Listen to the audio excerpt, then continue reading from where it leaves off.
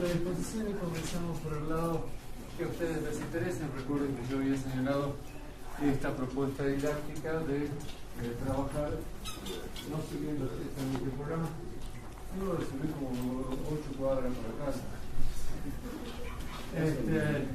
La Pampa llana. Todas las calles me tocan para arriba, no hay ninguna que vaya para abajo.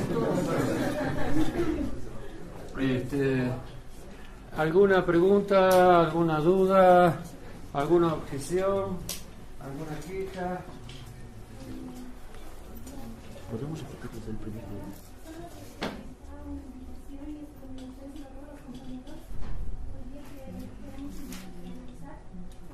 Ya estoy cubierto, por la parte del almuerzo estoy cubierto, lo cual no quiere decir que no nos podamos reunir.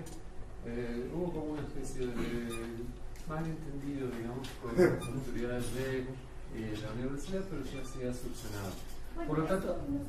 Por lo tanto, acepto encantado la invitación para encontrarnos con ustedes cuando quieran y donde quieran, en horario razonable. Si me decís a las 6 de la mañana, como hacen todo acá, que no sé, soy porteño, mi horario de dormir como temprano a las 2 de la mañana. Cenamos a las 12 de la noche, una cosa por el estilo. Por lo tanto, eso que en el español se llama mañana, no lo conozco yo. Lo estoy conociendo ahora. De hecho, ni siquiera sabía que había calles tan temprano. Yo pensaba que las ponían más tarde, ¿sí?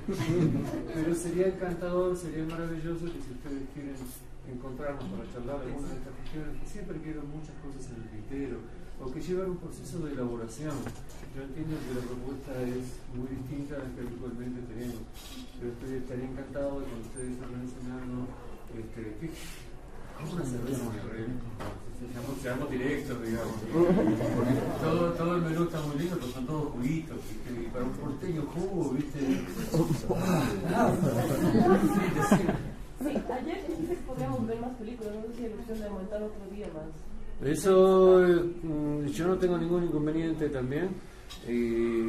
Lo hablamos con Sebastián a ver si se puede coordinar. Yo creo que este espacio, por lo menos durante el mes de febrero, está bastante poco usado, así que yo no tendría ningún problema en adicionar alguna de las funciones en función de algunas funciones en función, valga la redundancia, de los intereses de ustedes con respecto a las películas que estamos pasando, ¿sí?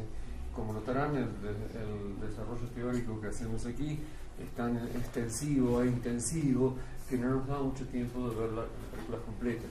De todas maneras, hay una o dos que yo he programado como para ver completas, ¿sí? Que sería mañana y la semana que viene. Pero también es peor que podemos reunirnos, charlar, que ustedes evacúen todas las dudas que tengan, que me pregunten todo lo que quieran. Por supuesto, saben que yo no voy a responder a nada, digamos, pero podemos encontrarnos cuando ustedes quieran y cuando haya alguna autoridad o Sebastián deciden que coordinar alguna otra función especial o extraordinaria cuando ustedes quieran y cuando todos podamos. ¿Sí? Okay. Y ahora volvemos a la pregunta del inicio. ¿Por dónde quieren empezar? ¿Todos vienen a ver la película de ayer? ¿Hay alguna pregunta sobre Elma Sanders France? Sobre Alemania Madre Pálida. A ver.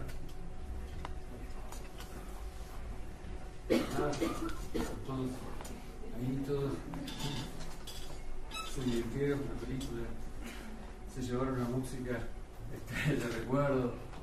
Era una película que a rajatabla sostiene los marcos espaciotemporales claros y definidos. Para terminar con ese tema, a ver si se comprende a través de esa película.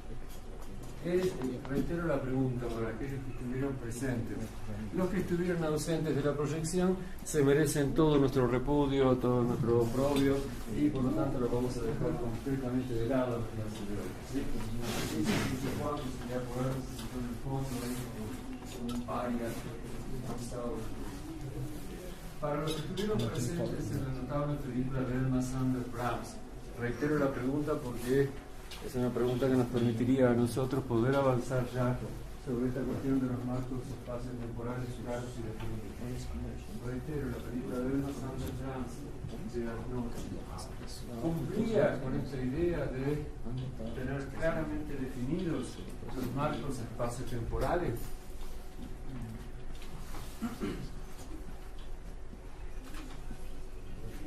Bueno, A ver, todo es de buena onda acá, ustedes ya dijeron que me van a comprar varias cervezas y cosas por el estilo, algún vino y cuando terminemos algún champán, ya se comprometieron a eso, ¿no? Somos todos amigos, nadie les va a pegar, nadie se va a reír de ustedes, digan lo que quieran, dale, vamos, sí, dale, vos, te tienes que empujar a tu compañera para que hable, dale. Tomando en cuenta lo que dijo, ¿no? En base a las locaciones, ¿no? que se filmaron en Berlín, en las inmediaciones de Berlín, y que en la película muestran, ¿no? diferentes espacios temporales supuestos, no sé, Polonia, se va a Rusia. Entonces entiendo que dentro de la ficción mantiene un espacio temporal, pero no sé, creo que entra en conflicto con esa parte, ¿no? O sea, si el espacio temporal ficticio o en ficción es ese espacio temporal que se asume como real, ¿no? Pero sí, vamos. Tres cosas. Primero, en la clase de la mañana yo había hablado de algunas cuestiones que tienen que ver con la materia que doy en la Universidad del Cine, que es producción. Que yo siempre digo que la producción no está alejada. Inclusive me acaban de comunicar que ahora tengo otra cátedra más allí en la Universidad del Cine. Ustedes notarán qué contento que estoy por tener este año que recibir a 80 alumnos más del primer y segundo año. Sí, esta es una alegría sin fin que expresa en mi rostro. Pero tenía que ver con una cuestión concreta, o sea, que tiene que ver con procesos mentales también, que tiene que ver con la psicología del cine. Y es que la película mostraba claramente la utilización de diversos recursos para bajar y prácticamente hacer desaparecer el problema de la locación. Para los que no vinieron, lo repudiamos nuevamente, para los que no vinieron, la película, entre comillas, transcurre en Polonia, en Francia, ¿sí? Y en otras locaciones, pero nunca salieron de Berlín. En realidad se dice Francia, supongo ser, pero se ve nada más que una duna y las mujeres que están siendo ametralladas, ¿sí? Eso podría ser Francia, La Paz, Mar del Plata. Es decir, lo mostraba como un recurso concreto de esto, porque siempre hay algo que me molesta muchísimo, que es cuando uno dice filosofía del cine o psicología del cine, te piensan con sandalias y túnica y dando vueltas por el aire como si esto no fuera algo material y concreto. Material y concretamente, estoy diciendo, bueno, ustedes van a ser cineastas. ¿Cómo van a planificar vuestras producciones? ¿Cómo van a planificar la factibilidad del hecho real de hacer una producción? Elma Sandler no contaba con dinero para hacer su película, entre otras cosas porque había cometido un pecado tremendo, hay que decirlo, era mujer. Entonces no le iban a dar el mismo presupuesto que un hombre.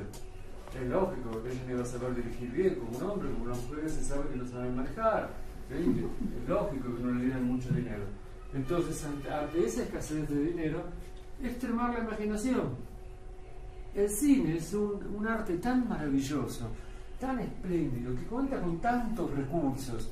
Yo ayer decía que no se tiene una idea fuera de las posibilidades del arte que uno está dirigiendo.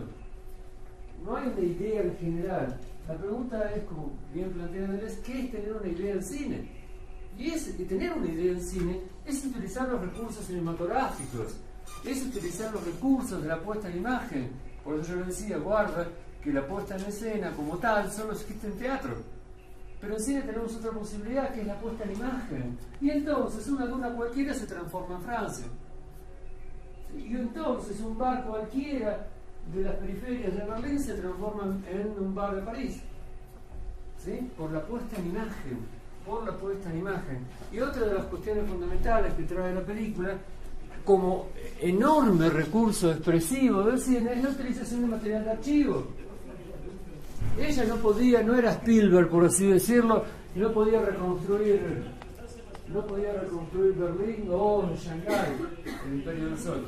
No podía reconstruir Shanghái o Berlín en estudios y después bombardearlo. Pero tiene toneladas de documental, toneladas de material de archivo, y lo trabaja excelentemente bien porque lo hace dialogar con el material de ficción que ella está filmando. Nunca se olviden del material de archivo, que de hecho fue la intención de las dos películas que estuvimos pasando. Una de las cuestiones que más importa a mí, por lo menos a mí, es la cuestión de que sepan que hay material de archivo disponible, que busquen material de archivo y sepan cómo usarlo. Lamentablemente nuestros directores latinoamericanos son nabos en la utilización de material de archivo. Tenemos las dos cosas: no saben cómo usarlo en el caso de que esté, y después te piden cosas estúpidas en el caso de que quieren demandar material de archivo. Yo fui 7 años director de la Cinemateca del Museo del Cine de la Ciudad de Buenos Aires. Otro lugar de placer, de disfrute, un paraíso en medio de él. No es el medio de Buenos Aires, en el fondo, a lo lejos, lo más lejos posible. Ustedes tengan en cuenta que el principal enemigo del formato fílmico, ¿sí?, del acetato, y ni que hablar del nitrato, el principal enemigo es el agua, la humedad, ¿sí? Es el agua, la humedad. Buenos Aires es una ciudad tremendamente húmeda. Entonces, el gobierno de la ciudad de Buenos Aires, muy precavidamente en relación a eso, muy precavidamente, porque son unos cerebros maravillosos, son gente que están allí arriba, porque son unos cerebros mágicos tremendos, que movieron los depósitos del Museo del Cine a 2 cuadras del río. Unos pequeños bárbaros, se dan cuenta, ¿sí? Por más que se les dijo, no importa, ellos saben todo, están de vuelta de todo, y si uno dice algo es porque es un activista político subversivo, comunista, bolchevique, todo junto, ¿sí? Pero es ilógico colocar un archivo, decir, a 2 cuadras del río, una de las ciudades más húmedas de Sudamérica, ¿sí? Entonces se está perdiendo enorme cantidad de material. Y lo que ligaba en uno de sus aspectos, la película de Derek Sharman que vimos en primera instancia, y Alemania Madre Pálida, era el exquisito, el maravilloso uso del archivo fílmico. En Sudamérica tenemos se forman ciertos imaginarios absurdos, ¿sí? Porque vemos las series inglesas, vemos las series norteamericanas, y creemos que todo está allí, que en nuestro caso va a ser lo mismo. ¿Se entiende? Advierto, ni La Paz, ni Buenos Aires son París, ni Londres, ¿sí? Quedaron estupefactos ante esta noticia, pero no sé darles información. La Cinemateca Francesa tiene catalogado 6.500.000 horas de archivo. ¿Sí? La mejor cinemateca que yo conozco en Sudamérica es la de Santiago de Chile. La única, que realmente reúne condiciones como los que establece la FIAF. El resto de Sudamérica es un desastre, hemos perdido todo, prácticamente todo de nuestra memoria. Y aparecen imaginarios como los que vemos en televisión, vemos Discovery Channel, vemos History Channel, y cuando están pasando usureros como centro de un programa de televisión, una cosa tremenda, pasan en películas de la Segunda Guerra Mundial, y siempre hay material de archivo. La gente cree que hay material de archivo para todo. En una ocasión recibo un llamado de un productor muy angustiado porque estaba haciendo un largometraje y quería que yo le proveyera de imágenes de archivo de Pedro de Mendoza llegando al Río de la Plata para fundar Buenos Aires. Sí. Yo le respondí muy rápidamente que las teníamos, pero se interrumpían en el momento en que el camarógrafo recibía un flechazo de parte del les juro que la anécdota es absolutamente cierta. ¿Sí? Me parece la idea de que el cine existe desde siempre, de que siempre están filmando, ¿sí? ¿Alguno de ustedes, por ejemplo, tiene algún archivo íntegro de un partido de fútbol de la década del 30? No existe. No filmaban un partido de fútbol en 35 milímetros, 90 minutos, con 3 o 4 cámaras. ¿Saben lo que hubiera salido de eso? La cantidad de material fílmico que se hubiera tenido que utilizar. ¿Sí? ¿Me siguen? No existe registro en íntegro de un partido hasta que aparezca el videotape, ¿sí? La cinta de video que sí permite grabar entero un partido, y lo que es peor, borrarlo después. ¿Saben por qué digo esto? Porque en la década del 60 hubo una interpretación muy importante de uno de los actores más importantes de la historia de la actuación argentina, que se llamaba Alfredo Alcón. Hizo una interpretación que dicen que era memorable, del Hamlet de Shakespeare, una interpretación antológica que fue grabada en videotape, VTR, ¿sí? El domingo siguiente utilizaron la misma cinta para grabar un partido de fútbol. Así que lo que sé de esa interpretación lo sé de oídas, porque no hay forma de verlo, ¿sí? Estamos perdiendo toda nuestra memoria en relación a eso.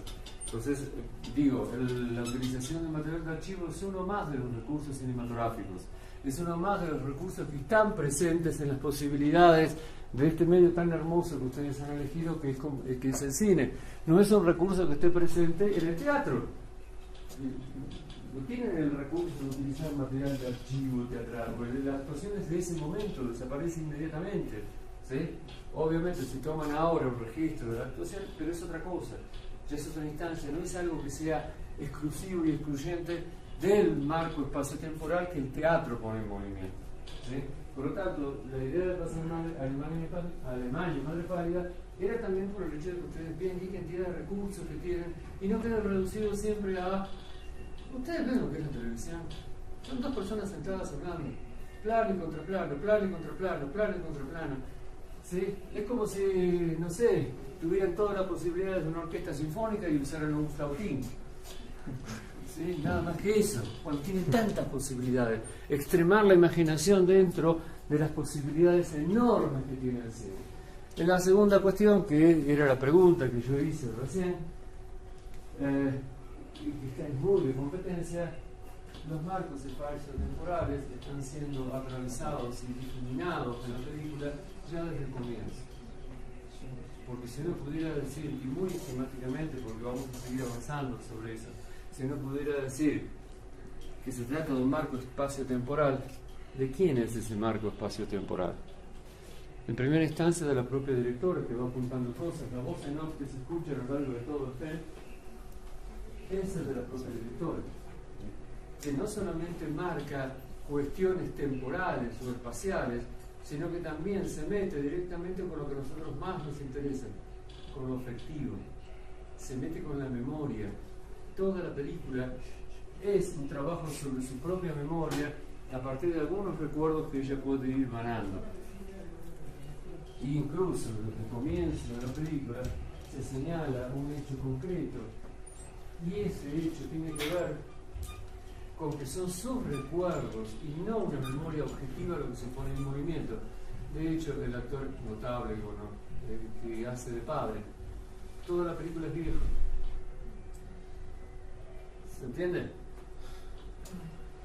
Eva Matas aparece en ciertos momentos maquillada para que parezca más joven al comienzo de la película, antes de la Segunda Guerra Mundial, cuando se conoce con quién sería el padre de la directora. Luego, cuando se casan, la voz en off dice: yo te recuerdo siempre viejo. Y el actor está siempre viejo, medio pelado, es lógico porque va al frente con jóvenes y todo lo demás, pero él es viejo.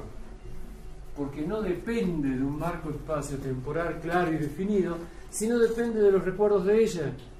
Ella hace intervenir esa polaridad subjetiva a lo largo de la película, y a la medida que recordamos, en la medida en que extraemos de la memoria petits souvenirs, esos pequeños recuerdos no tienen por qué ser objetivos.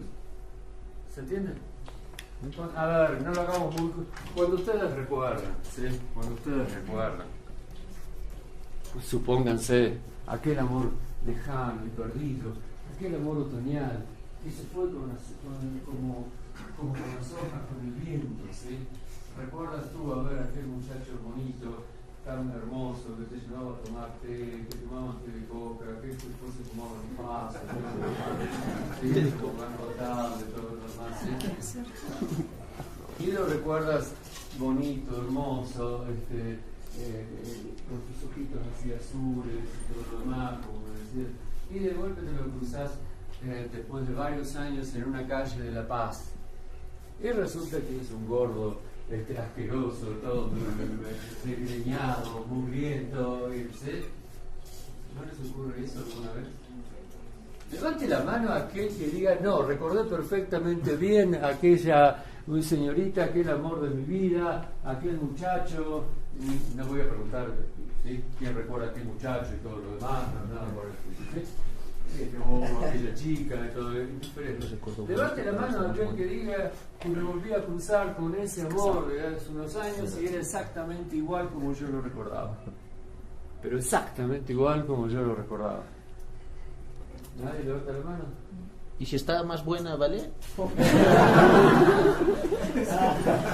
Vale para tu amargura, en todo caso.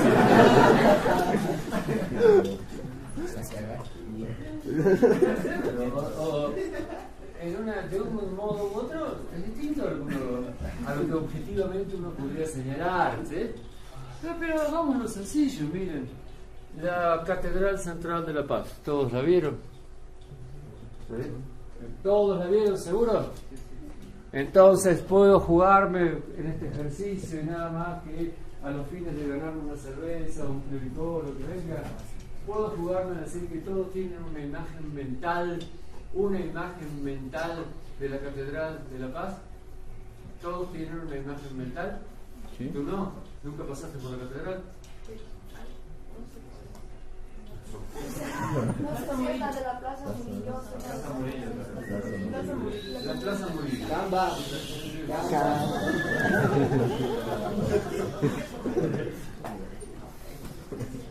Todos estos ejercicios tan exquisitamente preparados se van a la mierda cuando alguien viene con mucho detalle, con muchas cosas. Digamos. No importa, acá está una catedral de acá de La Paz, ¿eh? Cualquiera, ¿sí?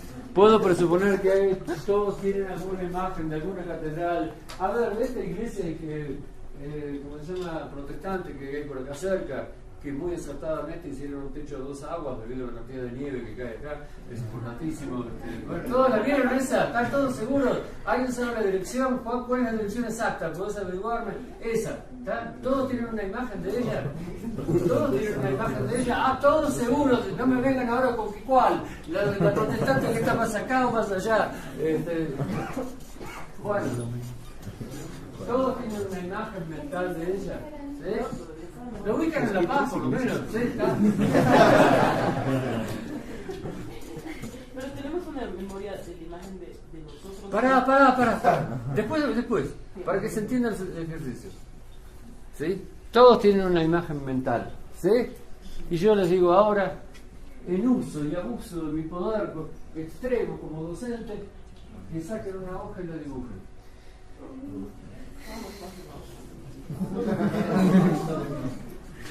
¿Cómo? Allí, fíjense que interesante, importante, el compañero me pidió una virome. ¿Sí? ¿Se dan cuenta de lo siguiente? No les voy a hacer dibujar. Van a empezar a romper las pelotas. Bueno, ¿la pinto de negro o no de negro? ¿La pinto de blanco? No. El compañero necesitaba un dispositivo físico para poder actualizar la representación. ¿Sí? ¿Se dan ustedes cuenta de que hay una distancia entre la imagen y la representación? La imagen no puede ser sin la representación y al mismo tiempo la representación no puede sino contener a la imagen. En el caso de que ustedes tuvieran que hacer el dibujo que yo les estoy proponiendo, de lo que sea, ¿sí? Se queda claro, de la catedral, de la iglesia protestante y todo lo demás, deberían acudir, ya que les pedí una representación, deberían acudir a un cierto dispositivo material. Una virome, un lápiz, un papel, en el caso de este ejercicio muy bizarro que yo he puesto en movimiento. Pero necesitan algún dispositivo material para que la representación sea. ¿Se entiende? Para que la representación sea. Y esa utilización de un dispositivo material marca la impronta de una otra cualidad dada por la representación, ya que va a depender de vuestra habilidad para dibujar, ¿sí? Siendo estudiantes de cine, pero supongo que han de ser eximios dibujantes, ¿sí? Todos que harían una representación concreta, y siempre me salen con lo mismo, amo el arte abstracto, entonces en 2 líneas, listo, ¿sí? Pero implicaría un cierto manejo del dispositivo, ¿sí? ¿Me siguen? Lo mismo hubiera ocurrido si yo les hubiera dicho que hagan una foto de la catedral.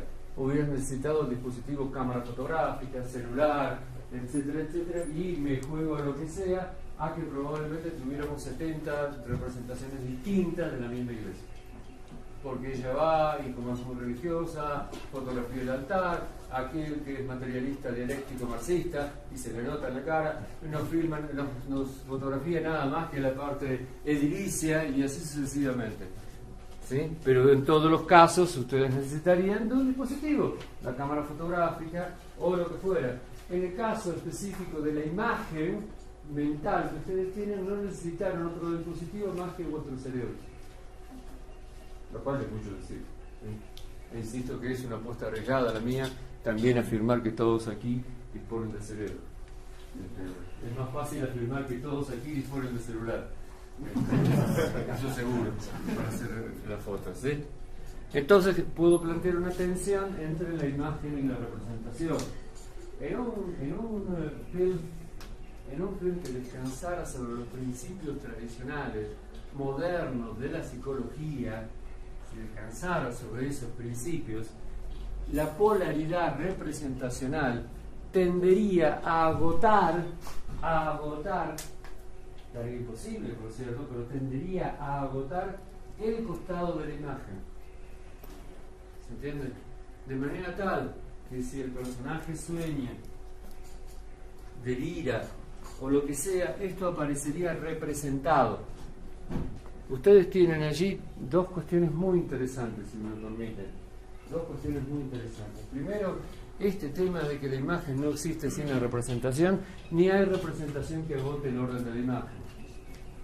¿Nunca les ha pasado que cuando sacan fotografías o dibujan, siempre es como una sensación de un nuevo encuentro? A veces, la mayoría de las veces, por lo menos para mí, un encuentro bastante decepcionante. No era esto lo que yo quería fotografiar, no era esto lo que yo quería filmar. ¿No les pasó nunca en algún ejercicio que hicieran que ustedes tenían muy bien imaginado todo y después cuando lo van a filmar decís, uy, qué porquería esto, no tengo nada que ver con, no es nada de lo que yo había pensado? En algunas raras ocasiones, como los encuentros con señoritas del compañero, el encuentro es fortuito, decir, esto es mejor de lo que yo había pensado, ¿sí? Es mejor de lo que yo había pensado. Rara vez es exactamente igual, muy rara vez, ¿sí? ¿Se entiende esto? ¿Vos querías preguntar algo? Yo te corté porque digo, ya te pregunto mucho. Dale, ¿está bien? ¿Está bien? Ya me tiene miedo.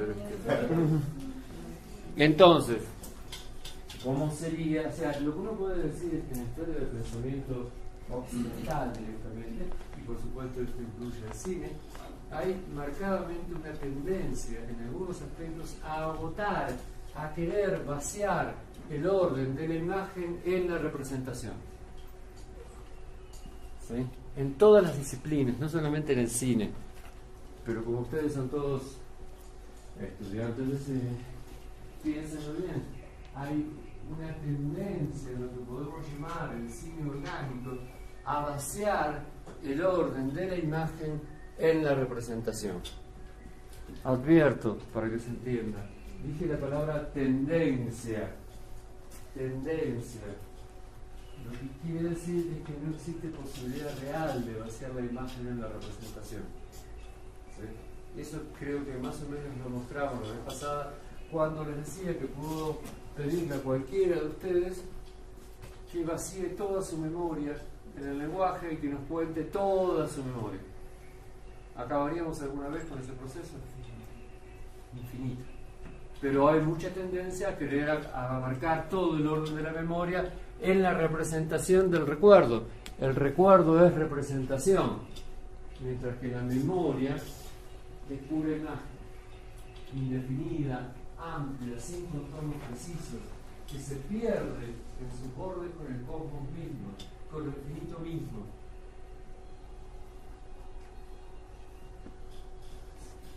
Dejo así un minuto de silencio para que lo piensen, ¿sí? Aparte, mientras tanto trato de tomar un poco de aire. Y bueno, ya me trajeron café, hoy de todo me trajeron, mire, agua, té, café, un bonobón me trajeron de todo.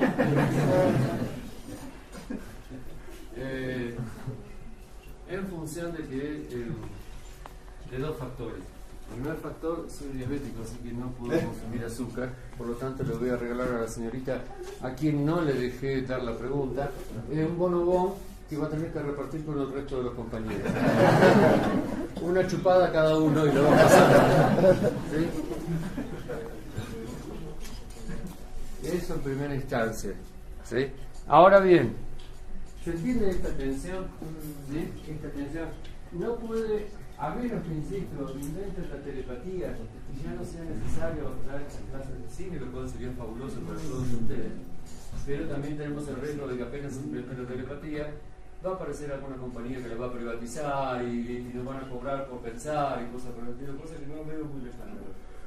A menos que pensemos en un dispositivo como la telepatía, por el cual yo puedo transmitirle a él directamente una imagen, nuestra experiencia nos dice que debemos, nos guste o no, apelar a la representación. ¿Sí? Debemos apelar a la representación. Y toda representación posee aunque sea mínimamente, algún tipo de orden, algún tipo de organización. ¿Me siguen? Digo, aunque tenga yo la imagen más abstracta del mundo, más maravillosamente abstracta, como fueron las películas de Fischinger que vimos, ¿recuerdan? Aún así, cierto y determinado tipo de organización hay. Aunque más no sea la organización del cuadro cinematográfico. ¿Me siguen? Aunque más no sea el hecho de que para poder verla tengo que proyectarla. Y para proyectarla entonces necesito de un cierto ordenamiento de otro tipo de dispositivo. Necesito un proyector, necesito una pantalla. La observación de Bergson con respecto al tema de la pantalla es maravillosa. Si no hubiera pantalla, piénsenlo bien, tratemos de hacer un pensamiento un poco más elaborado hoy. Si no hubiera pantalla, escribe Bergson, los rayos lumínicos se perderían en el infinito. ¿Sí? Para que la representación pueda ser, tiene que haber algo que detenga los rayos de luz. ¿Sí? ¿Se entienden? Si no hubiera esa pantalla que está reteniendo, la pantalla, ¿qué objetivo cumple? ¿Sí? Primero, hacer un muy buen negocio para los que venden estas porquerías de pantallas plegables, que siempre quedan arrugadas y cosas por el estilo. Ustedes notan la línea de abajo que está todo sinuosa, ¿sí? No es culpa de Windows por esta vez, es culpa de la pantalla, ¿sí? Pero efectivamente el proyector está lanzando un haz lumínico y la única posibilidad para que la representación aparezca en esa pantalla es que esté la pantalla deteniendo los hazos lumínicos. En teoría, si sacáramos la pantalla y sacáramos la pared, podemos hacerlo, levantamos la pantalla y tiramos abajo la pared y así seguimos sucesivamente con todos los edificios de la universidad. Van a estar muy contentas las autoridades. Si hiciéramos eso, el haz de luz en teoría se prolongaría hasta el infinito. ¿Se entiende? Es porque elegimos una pantalla, algo ordenado, que se corta el haz lumínico y la representación puede ser. Pero fíjense ustedes todo lo que necesitamos para ver nada más que el escritorio de Windows. ¿Sí? Es decir, necesitamos un proyector, necesitamos de la computadora, necesitamos de la pantalla, necesitamos de toda una serie de elementos técnicos. ¿Sí? Eso es lo que fundamentalmente diferencia la imagen de la representación. Para la representación necesito un dispositivo material, pero tengo todavía más problemas. A ver, o sea, yo no tengo ningún problema con ello, mi idea es trasladarle toda esta problemática a ustedes, como realmente a ustedes ya les dije toda la semana, en el caso de ser posible. Son asquerosamente jóvenes, así que voy a tratar de arruinarles la juventud todo lo que pueda. Digo, piensen ustedes, yo acabo de decir algo, simplemente por la experiencia de lo que estamos viviendo en este momento. ¿Sí? Dije, necesitamos la pantalla para que corte el haz lumínico, que se prolongaría si no hasta el infinito, y para que algo del orden de Windows pueda aparecer en la pantalla. Claro, están viendo el escritorio de Windows, ¿sí? Porque no es Mac, es Windows. Si fuera Mac sería de izquierda, es Windows de la derecha, ¿sí? ¿Entienden lo que quiero decir? Todo ordenamiento ya es un ordenamiento estatal. ¿Sí? No me digan que ustedes no piensan que Windows tiene algo que ver con el poder, tiene algo que ver con la economía, que tiene algo que ver con los gobiernos y cosas por el estilo. De una manera u otra, no hay representación que no esté ligada a una forma de ordenamiento estatal. cualquiera sea la forma del Estado, pero es el Estado. ¿Sí? Indirectamente ahí tienen el Estado norteamericano, les guste o no. Aunque sea por el nombre.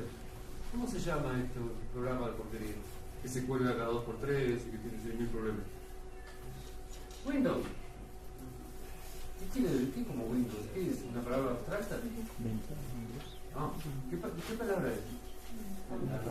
¿Eh? ¿En qué? En inglés. Ah, inglés. No lo hubiera imaginado nunca. Pensé que era rumano. ¿Por qué no es rumano? Pues la historia de Occidente está dominada por un imperio. ¿Qué habla ese imperio? Inglés. De hecho, ¿cuántos de ustedes hablan esperanto como idioma universal? Bueno, ¿alguien levantó la mano? ¿Saben que fue propuesto como idioma universal? ¿Por qué se quedó en desuso? Porque, ¿cuál es el idioma que utilizamos universalmente? ¿Cuántos de ustedes hablan inglés? Una gran mayoría. ¿Sí? Por lo tanto, miren el paso que podemos dar. Insisto, porque estoy abierto a todas las preguntas y todo lo demás. Entonces, yo podría afirmar que mientras la memoria es universal porque no conozco sus límites, el recuerdo es estatal. Vuestros recuerdos son estatales. No invento tampoco demasiado la cosa. Hay un autor que siempre me marcó en la vida que se llama René Lulot, uno de los padres del análisis institucional. Y después explico eso. Y Lulot tiene un librito muy interesante que se llama El estado inconsciente. ¿Por qué? Porque Freud plantea lo suyo de la primera tópica de consciente e inconsciente como si se tratara de un teatro burgués, donde solamente están las cuestiones del individuo, de las personas, de lo que piensan y todo lo demás. Y Lulot quiere dar una vuelta a esto. Si dijimos nosotros ayer que nacemos, crecemos, nos casamos o no, tenemos hijos y morimos dentro de instituciones, porque hasta para morirse hay instituciones que determinan cómo nos vamos a morir. Abstracto, créanme que siniestramente no. ¿Sí? Sinistramente no. Espero que ninguno de ustedes caiga dentro de una institución hospitalaria que hasta determine de cuándo y cómo vamos a morir. ¿Sí? Y no estoy bromeando, me pasó con mi padre. ¿Me siguen? Entonces, si estamos inmersos en un orden institucional, ¿cómo puedo decir que mis recuerdos, ¿sí?, son absolutamente personales y no tienen nada que ver con lo institucional? No estoy diciendo otra cosa más que hablar de la película de ayer. De vuelta a la ruptura del marco espacio-temporal, porque ella no trabaja con la constitución de la idea de individuo, sino que desde el comienzo mismo de la película se está planteando su historia personal también en relación a Alemania. Yo insistí ayer con el hecho de que era prácticamente imposible de traducir a nuestros términos, ¿sí?, el Mein Fatherland. Un juego de palabras muy importante, muy interesante. ¿Sí? ¿Se entiende esto? Fíjense que es importante que yo no use la palabra Heimat, usa la palabra Fatherland. Recuerdo, yo les dije que Heimat era una suerte de patria del alma, el cabo chico, pero ella usa Fatherland. Una condición política concreta. Condición política concreta que subyuga a las mujeres bajo el peso del patriarcado. La patria es padre. ¿Sí? No me vengan con cosas raras. El padre de la patria, los padres fundadores, etc., siempre por el orden del padre. Pero justamente la película se llama Alemania Madre y Patria. Habla de la madre. ¿Y de qué madre habla concretamente? ¿De su propia madre o de Alemania como Mutterland, que sería el término usado? ¿Puede alguien distinguir, aquellos que vieron la película, hasta dónde se trata de la madre personal, propia, burguesa de ella, y hasta dónde tiene que ver con la historia de su patria? Imposible de distinguir. Todo el juego de ella es un intento de indistinción de esto. ¿Me siguen? O más o menos.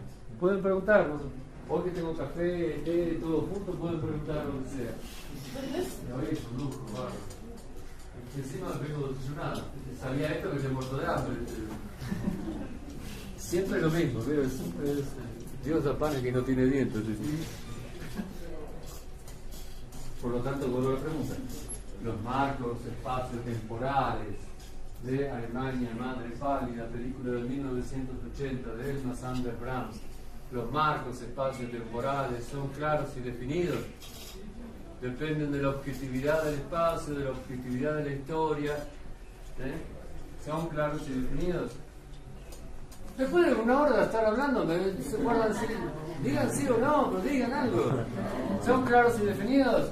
No, todos juntos de vuelta. No. ¿Se dan cuenta por qué lado? Por qué lados diversos se va rompiendo, ¿sí?, la idea de la objetividad espacial.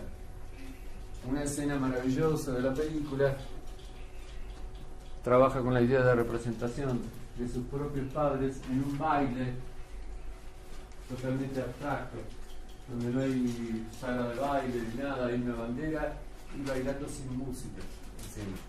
Una escena extraña, lo que vamos a llamar un poquito más adelante una imagen cristal perfecta, porque es real e imaginario al mismo tiempo.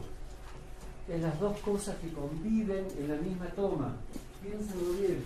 Si conviven dos regímenes, el de la imagen y la representación en la misma toma, le complico la vida de lo lindo del espectador, que esté habituado a la idea de que todo es objetivo, todo es objetivo.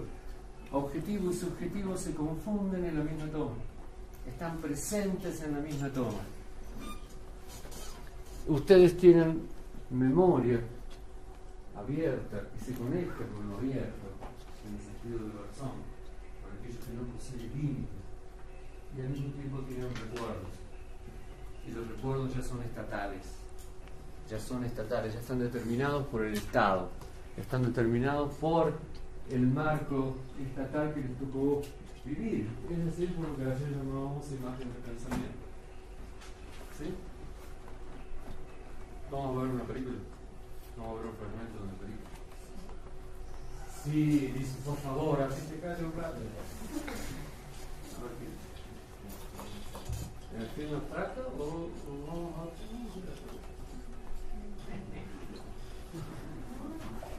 recuerden que empezamos a las 9 y que vamos a terminar 10:30.